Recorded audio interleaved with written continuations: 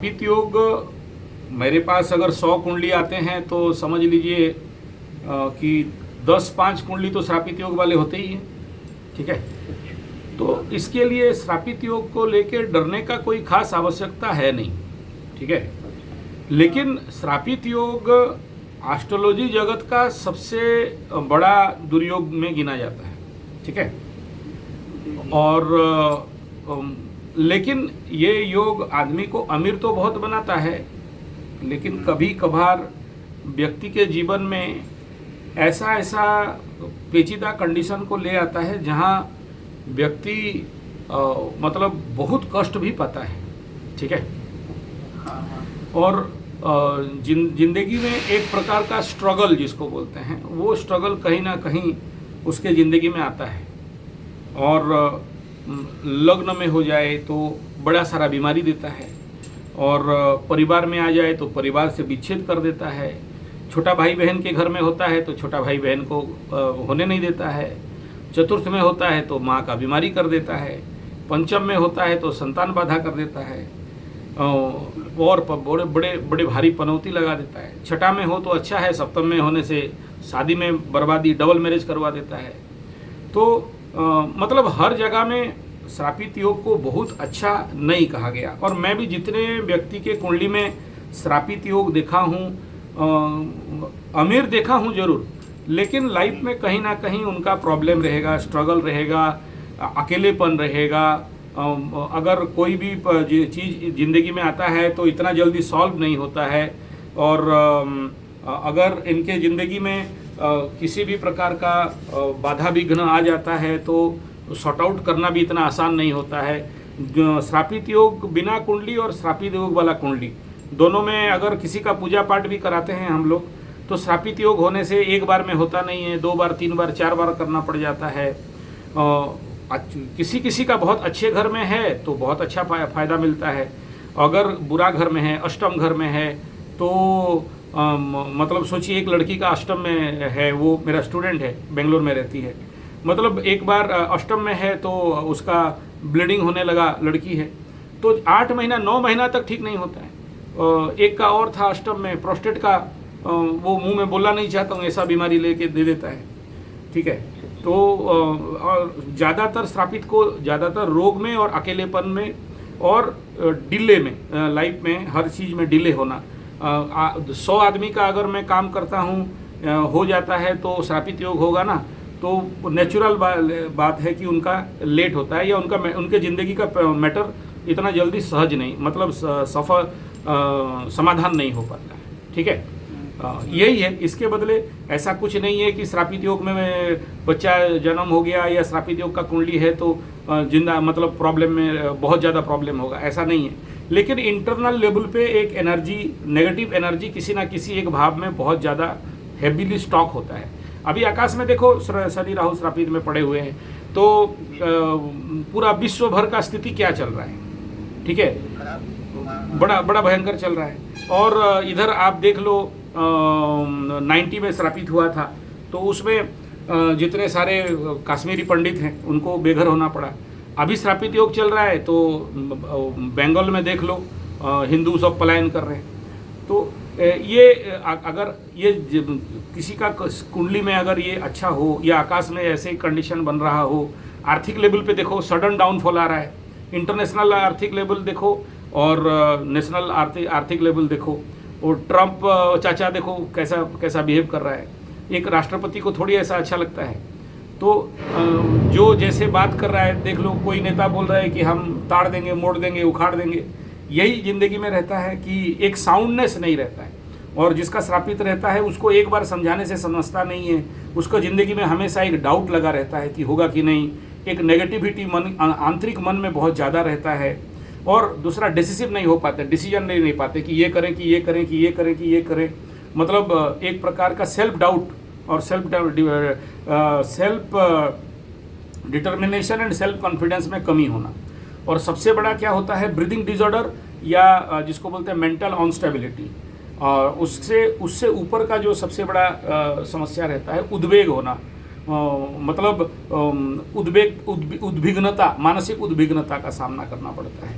ये basic level का रहता है। अब इतने में खाली समझ लो कि 2 पाप ग्रह एक घर में कहीं भी आइसोलेट हुए तो उसका बॉडी में, उसके माइंड में, उसके सिस्टम में, उसके ज़िंदगी में, उसके एनर्जी में कोई नेगेटिव पावर का एक्यूमुलेशन बहुत ज़्यादा हो जाता है। इनको बहुत आवश्यकता रहता है बार बार इनका शुद्धिकरण करना, बार बार सफाई करना, और मतलब one type of Orthodox level पे वो चले जाते हैं। जैसे अभी जस्ट आपसे बात करने से पहले अभी एक फ़ोन आ रहा है, मेरा एक भतीजा टाइप है, उसका श्रापित योग है, 90-91 का जन्म है, मार्च महीना 21-22 का है, तो मकर राशि में श्रापित योग है, पंचग्रह कूट है। तो उसका मूड किया तो चला दक्षिण काली मंदिर, अभी वो रास्ते में है। अब फिर मूड किया तो बोला चलो दक्षिणेश्वर, मतलब जाके स्मशान घाट में पूजा करेगा, घंटों पूजा करेगा। एक प्रकार का मतलब उसको लगा कोई भूत जैसे लगा है, या उसके ऊपर किसी का आवेश हो गया है, या उसके ऊपर किसी प्रकार का एक जिसको बोलते हैं कि एक्स्ट्रा एनर्जी उसके अंदर, एक्स्ट्रा फोर्स, एक्स्ट्रा एनर्जी है, मतलब साउंड हो नहीं पाते। ये बात है। उनके लिए बहुत मेहनत हम लोग, मैं भी, अब मेरा खुद का भतीजा है तो उनको साउंड में लाने के लिए बहुत ज़्यादा हम लोगों को मेहनत करना पड़ता है। तो एक्स्ट्रा एफर्ट एनर्जी रहता है, लेकिन जो व्यक्ति समझ सकेगा कि भाई ये एनर्जी मेरे लिए, मेरे पास बहुत हैवी है और इसको मैं कैसे साइलेंस, साउंड और स्टेबिलिटी में इसको हैंडल करूं, तो बहुत काम कर लेगा, बहुत उन्नति करेगा, बहुत धनी होगा। मैं एक श्रापित का मेरा सबसे ज़्यादा देखा हूँ, यूनाइटेड किंगडम में एक बहुत बड़ा डॉक्टर साहिबा हैं, तो आज उनके पास कोई मेरे को फ़ोन करते रहो कि मैं, मेरा पति से मिला दो, मेरे बच्चों से मिला दो, मैं अकेले हो गया हूँ। तो ये सारे श्रापित योग का जो टॉप वेरिएंट है, एक दिल्ली की है, कोई नहीं है, सारा संपत्ति गुरुजी आप ले लो, मेरा बच्चे नहीं मानते हैं, मेरे को खिलाते नहीं, पिलाते नहीं, रखते नहीं। एक ऐसे ही राजस्थान का थी। ये सबसे मैं मतलब विगत 5 साल में जो ये टॉप लेवल के श्रापित योग हैं, इनके कुंडली को मैं देखा हूँ, और इतना जल्दी इनका साउंड माइंड बनता नहीं है, ठीक है। और जिस जगह में है उस जगह रिलेटेड डिजीज देगा ही देगा, उस जगह का सीवियर डिजीज कर देता है अगर उसको ठीक से शांति नहीं कराया गया। और इसको कोई पत्थर पहनने से रेमेडी नहीं है, कोई मतलब छोटे छोटे रेमेडी इसमें काम नहीं देता है। इसमें मतलब हाइपर पावर यहाँ ऐड करके इनको रेमेडी करना पड़ता है। अगर बहुत ज़्यादा क्लोज कंजक्शन है तो फिर मत बोलो। अच्छा, दूसरा बात यह है कि अगर इसका शांतिकरण नहीं कराया जाए तो आयु के ऊपर उसका ज़्यादा इफेक्ट होता है। मेरे लाइफ का सबसे नेगेटिव, मैं खुद उसको मैं मतलब उसका लग्न में था, राहु शनि श्रापित योग था, तो मैं खुद अपने हाथ में उसको उठाता था, मतलब कमर से नीचे उसका पैरालाइज हो गया था, और 40-55 साल के अंदर में वो चला गया। वो भी वीडियो है, मैं जब उसको स्मशान घाट लेके जा रहा था श्रापित योग के ऊपर। तो ये सब नेगेटिव इफेक्ट है। पॉजिटिव इफेक्ट ये है कि पैसा बहुत देगा, पॉजिटिव इफेक्ट है कि बहुत ही यात्रा कराएगा, पॉजिटिव इफेक्ट ये है कि दूसरे से ये लोग बहुत पावरफुल होते हैं, पॉजिटिव इफेक्ट ये है कि इनके अंदर वो ताकत फिजिकल मेंटल लेवल पे रहेगा जो आम आदमी से परे रहता है। ये किसी भी जगह में बहुत देर बैठ के पूजा कर लेंगे, किसी भी काम को बहुत लंबा समय तक कर लेंगे, और अगर ऑन साउंड हुए तो पागलपन का शिकार भी होते हैं। इसलिए हम लोग जनरली इस प्रकार के कंजक्शन में बोलते हैं कि थोड़ा सा अभी बच्चा उच्चा पैदा मत करो, इसको थोड़ा सा निकल जाने दो, उसके बाद जाके डिसीजन लो। नेचुरली 12 मई के बाद ही आप लोग संतान के लिए कोशिश करें, ये ठीक रहेगा। तो अभी मंगल गोचर कर रहा है कर्क राशि में। कर्क राशि में मई के बाद केतु सिंह राशि में घुसेगा, और मई जून जुलाई के अंतर्गत मंगल और केतु इकट्ठा सिंह राशि में हो जाएंगे, अग्नि तत्व राशि में। तो उस समय एक प्रकार मंगल राहु का पिशाच बाधा समझ लो, या जो अलग अलग नाम दिया जाता है लोकेलिटी में, ठीक है। तो वो दोनों का कंजक्शन बहुत अच्छा नहीं कहा गया, लेकिन वो उतना वो नहीं रहता है कि श्रापित योग से ज़्यादा बड़ा पावरफुल नहीं होता है। राहु मंगल अंगारक योग, और केतु मंगल एज इट इज फल देते हैं, मतलब राहु केतु के एक्सिस में आ जाता है, लेकिन ये क्रॉस ओवर कर जाएगा उसके बाद, ठीक है। लेकिन वो उतना नहीं है जितना कि राहु शनि। देखो, राहु शनि होने के लिए करीब करीब 12 साल में एक बार योग लगता है। 18 साल का राहु का ट्रांजिट रहता है। कभी कभार शनि अगर आगे चला गया तो 1-2 साल पहले हो जाता है, मतलब ये डिपेंड अपॉन दी शनि का गोचर के अनुसार। लेकिन अंगारक योग तो हर 1.5 साल में एक बार लग जाता है। मंगल केतु एक साथ, मंगल घूमते घूमते 1.5 साल में मंगल के केतु के पास पहुंच जाता है, राहु के पास पहुंच जाता है। तो ये 1.5 साल 2 साल में लग जाता है, 2 साल के अंतर्गत, लेकिन ये 12 साल लगता है एक बार श्रापित योग होने के लिए। ठीक है, इसलिए एस्ट्रोलॉजिकल लेवल में राहु शनि को सबसे बड़ा दर्जा दिया गया है पिशाच योग में या श्रापित योग बोल के। उतना ज़्यादा मंगल केतु ज़्यादा से ज़्यादा क्या करता है, स्किन डिजीज दे देता है, या कहीं पर ये जलने का संभावना रहता है, फायर होने का संभावना रहता है, ये सब रहता है। लेकिन राहु शनि से सब नीचे होते हैं, उतना उस लेवल का नहीं होता है। और साथ में क्या है ना, अभी कालसर्प भी लगा हुआ है ना, इधर राहु शनि कंजक्शन भी है और कालसर्प भी लगा हुआ है। अब जैसे जैसे केतु को पार कर जाएंगे सूरज, कालसर्प योग कट जाएगा, तो एक अच्छा टाइम आ जाएगा। अच्छा टाइम कभी होता नहीं है, सब अच्छा टाइम है, सब में भगवान है, ईश्वर सर्वत्र विद्यमान है। शनि राहु का युति में हम लोग जनरली मना करते हैं कि इस समय थोड़ा सा रुक जाओ, क्योंकि ये सबसे ज़्यादा टॉप रहता है। बाकी तो ग्रह चलते रहेंगे, कभी अच्छा समय आएगा नहीं। अच्छा समय ढूंढने के लिए तो एस्ट्रोलॉजर होते हैं कि भाई हर दिन 24 आवर में मात्र 2 घंटा होता है, मैं जैसे राशिफल बताता हूँ, जिसमें कि सही समय सही मुहूर्त स्मूथ टाइम होता है। बाकी 24 घंटा से तो 22 घंटा हमेशा टेढ़ा मेढ़ा होरा टेढ़ा लग्न चलते रहता है। तो क्या सब खराब है? खराब नहीं है।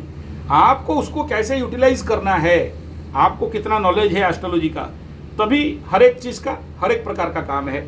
राहु शनि युति में भी आप अगर जानते हो हाउ टू हैंडल इट, तो बहुत अच्छा काम कर सकते हो, बहुत बड़ा काम कर सकते हो। बहुत बड़े बड़े त्यागी तपस्वियों को देखा हूँ, बहुत बड़े बड़े नेता डेंसर को देखा हूँ, बहुत बड़े बड़े इंटरनेशनल लेवल का लीडर्स देखा हूँ। लेकिन यह है कि बाकी लोगों का आसान में होता है, इनका थोड़ा सा ज़्यादा स्ट्रगल होता है, लाइफ में स्ट्रगल बढ़ जाते हैं। ठीक है, देखो राहु शनि अपने से दूर हो जाने के बाद फिर बाकी छोटे छोटे कंजक्शन तो लाइफ में अच्छे बुरे होते रहते हैं। ठीक है, उसमें उतना ज़्यादा प्रॉब्लम नहीं होता है जितना राहु शनि में होता है। आप जब किसी व्यक्ति के कुंडली में राहु शनि का युति हो और उसको क्लोजली देखो तो समझ में आएगा कि ज़िंदगी में कष्ट कैसा होता है, ज़िंदगी का स्ट्रगल क्या है, उनके ज़िंदगी में डिले क्या होता है, नासमझी, मतलब किससे क्या बात करना है उनको समझ में नहीं आता है, किसको क्या बोल दें और काम बिगड़ जाए।